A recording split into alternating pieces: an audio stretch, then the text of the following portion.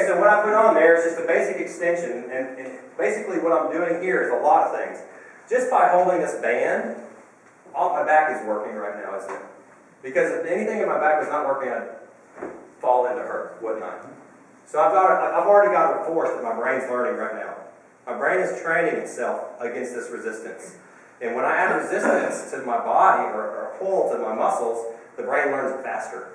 That's why we train it with different movements of all kinds of complexities. And then when we have resistance, it learns even more because it's a challenge to it. Okay, so now it's learning more, it's learning faster because I got resistance. So if I face this way, it's already training my hamstrings and my back, right? So why not train everything that holds me upright, like in this exercise? And so if I just grip it with my fingers, I'm a therapist and I want to train the back of my hands. How many people have elbow tendonitis or had tendonitis in the elbows from tennis, golf, or whatever else, right? You can get it on the outside of the elbow, you can get it on the inside of the elbow, right? Okay, so this is a simple exercise to train all those dysfunctions. So if you just hold it with your fingertips like this and pin your elbows to your side, and then add an extension, and notice I'm tucking my chin, right? And when I do that, my elbows are not here. When I start, they're here, pinned to my side, and I press them down, and I lower my shoulders, and I tuck my chin, and then I hold. I'm firing every single muscle group in my entire back side. So it's actually teaching me to stand up straighter, right? Well, I want to do that with repetition, don't I? Because if I don't do it with repetition, do I learn it? I don't learn it. I have to learn this. We don't just learn to stand up straight. We train ourselves to be forward. We've been doing it since we were kids and been told to sit in chairs at school. Let's look at these one more exercise here. This last one is another one. Here, one more time, Amanda. I'll show you this other one. This is a rotational one that I like to throw in there because we have weak external rotation in our arms. And we can't separate our rib cage from our shoulders. As we get older, our heads don't rotate, do they? You see people do this. In traffic, it's the worst thing to see is when they go like this. Look. Right? You don't ever want to get behind one of those people because you're going to get hit. So the idea is to separate movement. My head moves separate of my shoulders, doesn't it? My arms should move separate of my rib cage. That means if I lift my arms, and you see this all the time too, people that have frozen shoulders, they can't lift their arms up, right? Okay, so they lift their arms over their head and their back arches when they lift their arms up over their head. Y'all try that. Let's try this real quick. Don't hurt yourself doing it. Push your head forward off your shoulders. So just push your head forward like this. Be careful with this if you have a bad neck. Push your head forward off your shoulders, and then try to lift your arms over your head and see what happens in your shoulders. Anyone have pinching in their shoulders from that? Push your head forward now. Is that hurting your shoulders, anybody? You don't have pain in your shoulders doing that? Raise your hand if you have some pain from that. Okay, you should have pain from that. You should. And that's what's a forward head posture. That's what we got to correct, right? If your head is forward off the plane, so off of your shoulders, if your head's forward, for every half inch it moves off the natural plane of the shoulder, the head weighs an extra what? 10 pounds. 10 pounds. 10 pounds extra, right? So if our head's 2.5 inches forward, it's a 45-pound head to the spine. That's not good. So the body's going to do what? Lock up all the muscles and just hold that head on. Don't let the bowling ball fall off. That's all it's trying to do. Not let the head fall off. So all that stuff in the back that gets tight that you have pain with all the time, it's tight probably because you know what? You're putting it in gravity every day. You need to take your head and put it out of gravity. Back here. So everyone pull your chins back again. Now lift your arms over your head. Pull your chin under. See how much more range of motion you have in your shoulders. You see that? Did that pain go away? See the difference? You lose 25% of your range of motion in your arms just from your head being forward. So as soon as you pull the head back, you gain your range of motion again. So simple biomechanics changes the structure and it changes your range of motion. So here's the exercise for it. So I put this exercise on to teach it.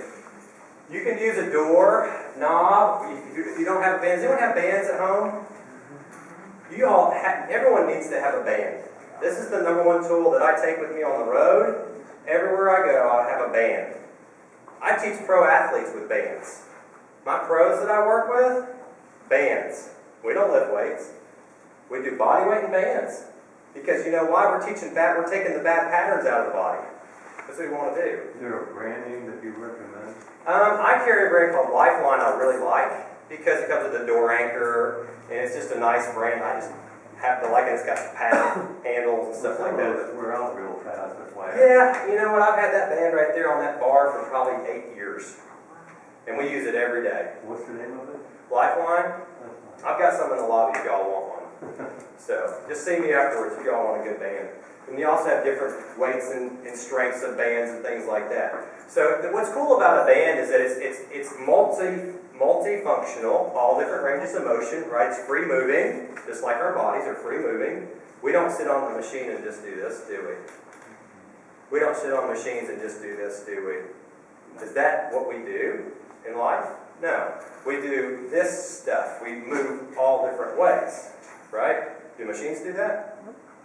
You see a lot. I'm going to have a few machines in here, but they're for rehab. But most of my stuff is not machine. It's for our bodies, right? To move in different complex ways, and that's what we want to do. So on this last exercise here, you can do this different ways. You can do it with your elbows at your side, just to teach separation of the rib cage and the shoulder. So when I do this motion with the band and I'm facing her, it's still training everything posterior, correct? And if I'm moving my arm into external rotation, I want to concentrate on holding the core still, so that I make my brain learn to separate my arm motion from my rib cage. Because when I do this with the band, I don't want to do this. Right? And that's what you see. You see this all the time in the weight room. People lifting weights or moving their body, and their rib cage is moving with their arms.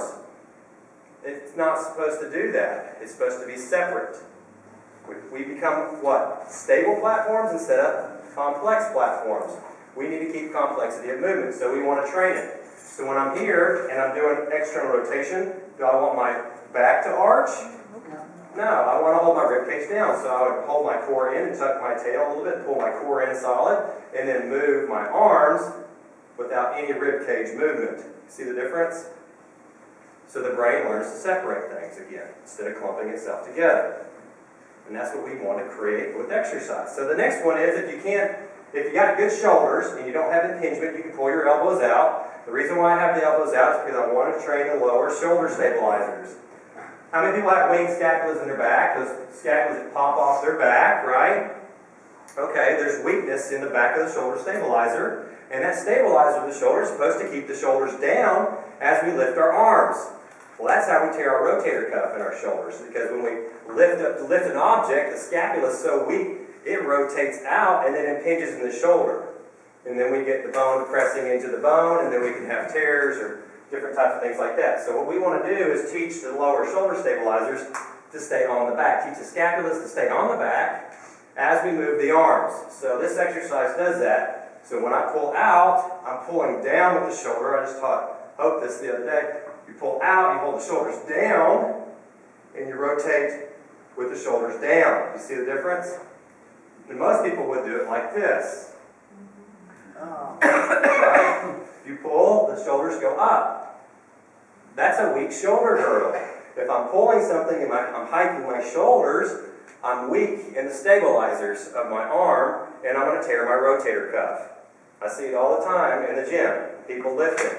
You see people lifting weights like this, with the shoulder coming up. Is the shoulder moving, or is it just hiking? It's just hiking. It's not even separate. You see the difference? So when we do the exercise, we want to pull out, pull the shoulders down, keep the rib cage still, and rotate around it. And so the exercise is separate of the rib cage. You understand what we're doing? Okay? So that's why I made these the simple 7. So to separate body parts. The first ones that I gave you were to separate the lower body from the spine, to create hip extension, so that we can walk better, right? And then the other ones are for the upper body, to separate the arms from the torso, so that we have separate movement. And I added this last one. This last